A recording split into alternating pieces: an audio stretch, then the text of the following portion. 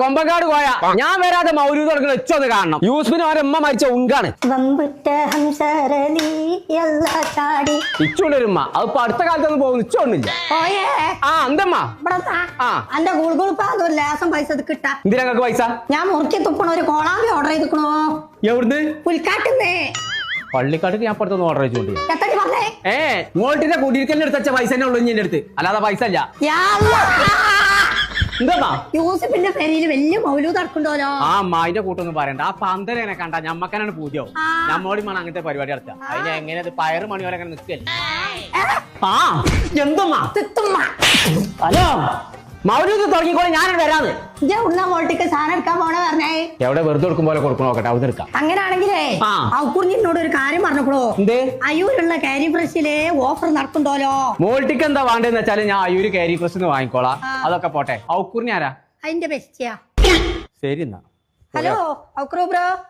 ഞാൻ നില കിടക്കാൻ ലേറ്റ് ആയിടാ. സാധനം തീരുന്നതിന് മുമ്പ് അങ്ങെത്തണം.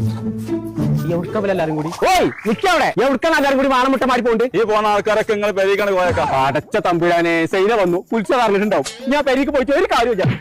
അതൊന്നല്ല പോയാക്കാ, നിങ്ങളെ പെരിയിലെ എല്ലാ സാധനങ്ങളും മോൾട്ടി കുഞ്ഞാപ്പും കൂടെ വിറ്റ് ഒഴിവാക്കാണ്. അത് വാങ്ങാൻ വേണ്ടി പോവാണ്. നോക്ക് കുഞ്ഞാപ്പ ഇപ്പിച്ച് വരുമ്പോ നമുക്ക് ഇതൊക്കെ ഒന്ന് വിറ്റ് തീർക്കണം. ഇതും തൊള്ളമുട്ട വന്നോളി മേശക്ക് 500, കസാക്ക് 250. ഏതെടുത്താലും ചെറിയ പൈസക്ക് നോട്ടിങ്ങനെ നിൽക്കുന്ന തോന്നുമ്പോ കിട്ടൂല. കാണുമ്പോ വാങ്ങിക്കോളെ.